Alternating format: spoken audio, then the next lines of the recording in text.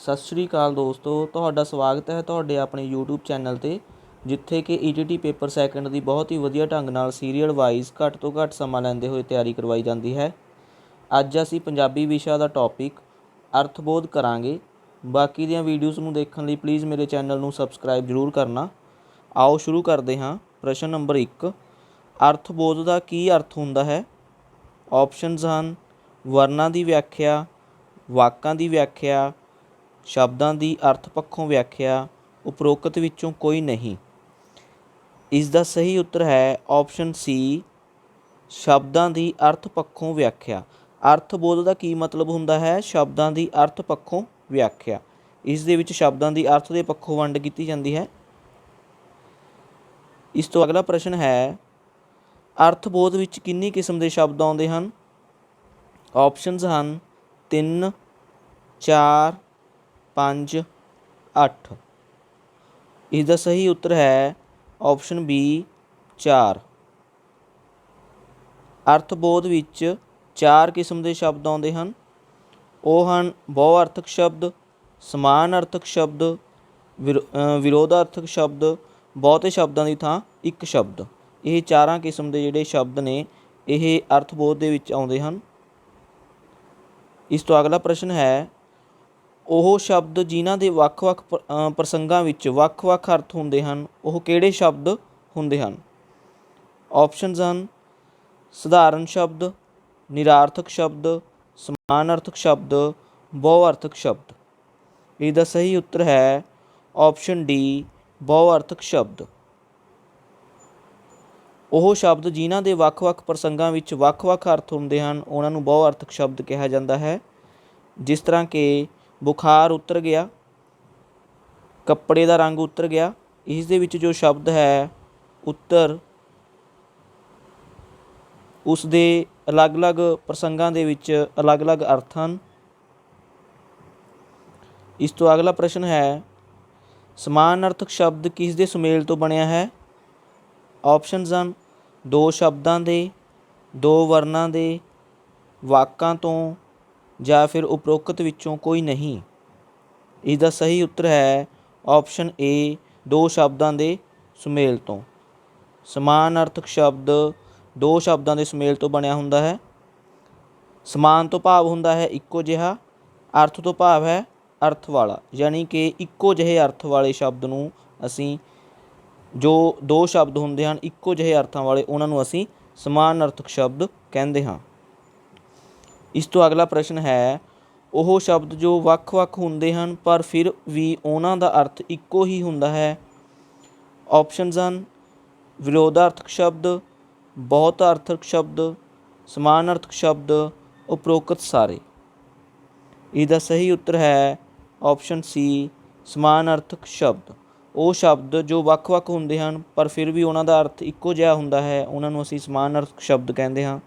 ਉਦਾਹਰਨ ਦੇ ਤੌਰ 'ਤੇ ਉਸਤਤ ਸ਼ਬਦ ਹੈ ਜੋ ਇਸ ਦੇ ਬਾਕੀ ਦੇ ਸਮਾਨਾਰਥਕ ਸ਼ਬਦ ਹਨ, ਉਪਮਾ, ਪ੍ਰਸ਼ੰਸਾ, ਸ਼ਲਾਘਾ। ਇਸ ਤੋਂ ਅਗਲਾ ਪ੍ਰਸ਼ਨ ਹੈ, ਵਿਰੋਧੀ ਅਰਥਾਂ ਨੂੰ ਪ੍ਰਗਟ ਕਰਦੇ ਸ਼ਬਦ ਨੂੰ ਕੀ ਕਿਹਾ ਜਾਂਦਾ ਹੈ? ਆਪਸ਼ਨਸ ਹਨ ਸਮਾਨਾਰਥਕ ਸ਼ਬਦ, ਵਿਰੋਧਾਰਥਕ ਸ਼ਬਦ, ਬਹੁਅਰਥਕ ਸ਼ਬਦ, ਉਪਰੋਕਤ ਵਿੱਚੋਂ ਕੋਈ ਨਹੀਂ। ਇਸ ਦਾ ਸਹੀ ਉੱਤਰ ਹੈ ਆਪਸ਼ਨ ਬੀ, ਵਿਰੋਧਾਰਥਕ ਸ਼ਬਦ। ਵਿਰੋਧੀ ਅਰਥਾਂ ਨੂੰ ਪ੍ਰਗਟ ਕਰਨ ਵਾਲੇ ਸ਼ਬਦ ਨੂੰ ਵਿਰੋਧਾਰਥਕ ਸ਼ਬਦ ਕਿਹਾ ਜਾਂਦਾ ਹੈ। ਜਿਸ ਤਰ੍ਹਾਂ ਕਿ ਔਖ ਦਾ ਵਿਰੋਧਾਰਥਕ ਸ਼ਬਦ ਹੈ ਸੌਖ, ਹਨੇਰੇ ਦਾ ਵਿਰੋਧਾਰਥਕ ਸ਼ਬਦ ਹੈ ਚਾਨਣ। ਇਸ ਤੋਂ ਅਗਲਾ ਪ੍ਰਸ਼ਨ ਹੈ, ਉਹ ਸ਼ਬਦ ਕਿਹੜੇ ਹੁੰਦੇ ਹਨ ਜਿਸ ਦਾ ਅਰਥ ਇੱਕ ਤੋਂ ਵਧੇਰੇ ਸ਼ਬਦਾਂ ਵਿੱਚ ਜਾਂ ਪੂਰੇ ਵਾਕ ਵਿੱਚ ਸਪਸ਼ਟ ਹੁੰਦਾ ਹੈ? ਆਪਸ਼ਨਸ ਹਨ ਬਹੁਤੇ ਸ਼ਬਦਾਂ ਦੀ ਥਾਂ ਇੱਕ ਸ਼ਬਦ, ਵਿਰੋਧੀ ਸ਼ਬਦ, ਬਹੁਅਰਥਕ ਸ਼ਬਦ, ਉਪਰੋਕਤ ਸਾਰੇ। ਇਸ ਦਾ ਸਹੀ ਉੱਤਰ ਹੈ ਆਪਸ਼ਨ ਏ, ਬਹੁਤੇ ਸ਼ਬਦਾਂ ਦੀ ਥਾਂ ਇੱਕ ਸ਼ਬਦ। ਉਹ ਸ਼ਬਦ ਜਿਸ ਦਾ ਅਰਥ ਇੱਕ ਤੋਂ ਵਧੇਰੇ ਸ਼ਬਦਾਂ ਵਿੱਚ ਜਾਂ ਪੂਰੇ ਵਾਕ ਵਿੱਚ ਸਪਸ਼ਟ ਹੁੰਦਾ ਹੈ, ਉਸ ਨੂੰ ਅਸੀਂ ਬਹੁਤੇ ਸ਼ਬਦਾਂ ਦੀ ਥਾਂ ਇੱਕ ਸ਼ਬਦ ਕਹਿੰਦੇ ਹਾਂ। ਇਸ ਤੋਂ ਅਗਲਾ ਪ੍ਰਸ਼ਨ ਹੈ, ਆਪਣੀ ਗੱਲ ਨੂੰ ਘੱਟ ਤੋਂ ਘੱਟ ਸ਼ਬਦਾਂ ਵਿੱਚ ਬਿਆਨ ਕੀਤਾ ਜਾਂਦਾ ਹੈ। ਕਿਸ ਦੇ ਦੁਆਰਾ ਕਰਦੇ ਹਾਂ ਅਸੀਂ ਆਪਣੀ ਗੱਲ ਨੂੰ ਘੱਟ ਤੋਂ ਘੱਟ ਸ਼ਬਦਾਂ ਵਿੱਚ ਬਿਆਨ? ਆਪਸ਼ਨਸ ਹਨ ਬਹੁਅਰਥਕ ਸ਼ਬਦ, ਸਮਾਨਾਰਥਕ ਸ਼ਬਦ, ਸਧਾਰਨ ਸ਼ਬਦ, ਜਾਂ ਫਿਰ ਬਹੁਤੇ ਸ਼ਬਦਾਂ ਦੀ ਥਾਂ ਇੱਕ ਸ਼ਬਦ। ਇਸ ਦਾ ਸਹੀ ਉੱਤਰ ਹੈ ਆਪਸ਼ਨ ਡੀ, ਬਹੁਤੇ ਸ਼ਬਦਾਂ ਦੀ ਥਾਂ ਇੱਕ ਸ਼ਬਦ। ਆਪਣੀ ਗੱਲ ਨੂੰ ਘੱਟ ਤੋਂ ਘੱਟ ਸ਼ਬਦਾਂ ਵਿੱਚ ਅਸੀਂ ਬਹੁਤੇ ਸ਼ਬਦਾਂ ਦੀ ਥਾਂ ਇੱਕ ਸ਼ਬਦ ਦੀ ਵਰਤੋਂ ਕਰਕੇ ਕਰਦੇ ਹਾਂ। ਇਸ ਤੋਂ ਅਗਲਾ ਪ੍ਰਸ਼ਨ ਹੈ, ਉਹ ਥਾਂ ਜੋ ਸਭ ਦੀ ਸਾਂਝੀ ਹੋਵੇ ਦਾ ਬਹੁਤੇ ਸ਼ਬਦਾਂ ਦੀ ਥਾਂ ਇੱਕ ਸ਼ਬਦ ਚੁਣੋ। ਆਪਸ਼ਨਸ ਹਨ ਅਖਾੜਾ, ਸੱਥ, ਸ਼ਾਮਲਾਟ, ਉਪਰੋਕਤ ਵਿੱਚੋਂ ਕੋਈ ਨਹੀਂ। ਇਸ ਦਾ ਸਹੀ ਉੱਤਰ ਹੈ ਆਪਸ਼ਨ ਸੀ, ਸ਼ਾਮਲਾਟ। ਉਹ ਥਾਂ ਜੋ ਸਭ ਦੀ ਸਾਂਝੀ ਹੋਵੇ ਉਸ ਦਾ ਬਹੁਤੇ ਸ਼ਬਦਾਂ ਦੀ ਥਾਂ ਇੱਕ ਸ਼ਬਦ ਹੋਵੇਗਾ ਸ਼ਾਮਲਾਟ। ਇਸ ਤੋਂ ਅਗਲਾ ਪ੍ਰਸ਼ਨ ਹੈ, ਉਜਲ ਸ਼ਬਦ ਦਾ ਸਮਾਨਾਰਥਕ ਸ਼ਬਦ ਚੁਣੋ। ਆਪਸ਼ਨਸ ਹਨ ਸਾਫ਼, ਸਵੱਛ, ਨਿਰਮਲ, ਉਪਰੋਕਤ ਸਾਰੇ। ਇਸ ਦਾ ਸਹੀ ਉੱਤਰ ਹੈ ਆਪਸ਼ਨ ਡੀ, ਉਪਰੋਕਤ ਸਾਰੇ। ਉਜਲ ਸ਼ਬਦ ਨੂੰ ਸਾਫ਼, ਸਵੱਛ, ਨਿਰਮਲ ਇਹ ਜਿਹੜੇ ਸ਼ਬਦ ਨੇ ਇਹ ਇਸ ਦੇ ਸਮਾਨਾਰਥਕ ਸ਼ਬਦ ਹਨ। ਇਸ ਤੋਂ ਅਗਲਾ ਪ੍ਰਸ਼ਨ ਹੈ, ਡੰਡੀ ਦਾ ਇੱਕ ਅਰਥ ਹੈ ਛੋਟਾ ਰਸਤਾ, ਤਾਂ ਇਸ ਦਾ ਦੂਜਾ ਅਰਥ ਦੱਸੋ। ਆਪਸ਼ਨਸ ਹਨ ਟਹਿਣੀ, ਹਾਰ, ਸੋਟਾ, ਸਜ਼ਾ। ਇਸ ਦਾ ਸਹੀ ਉੱਤਰ ਹੈ ਆਪਸ਼ਨ ਏ, ਟਹਿਣੀ। ਡੰਡੀ ਦਾ ਇੱਕ ਅਰਥ ਹੈ ਛੋਟਾ ਰਸਤਾ ਅਤੇ ਇਸ ਦਾ ਦੂਜਾ ਅਰਥ ਹੈ ਟਹਿਣੀ।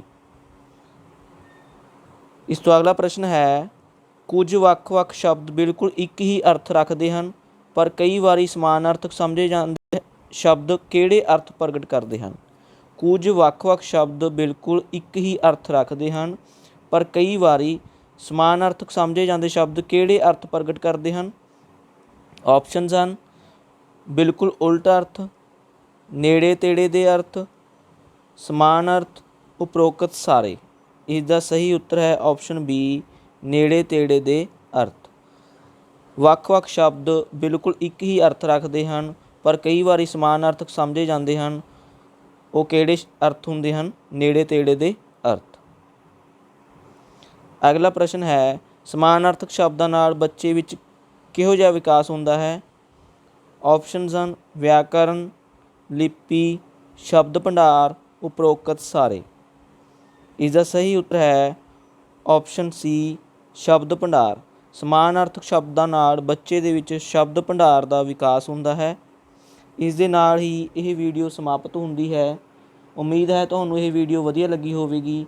ਪਲੀਜ਼ ਮੇਰੇ ਚੈਨਲ ਨੂੰ ਸਬਸਕ੍ਰਾਈਬ ਜ਼ਰੂਰ ਕਰਨਾ ਜੇਕਰ ਤੁਸੀਂ ਬਾਕੀ ਦੇ ਵਿਸ਼ਿਆਂ ਦੀ ਵਧੀਆ ਢੰਗ ਨਾਲ ਤਿਆਰੀ ਕਰਨਾ ਚਾਹੁੰਦੇ ਹੋ। Thank you.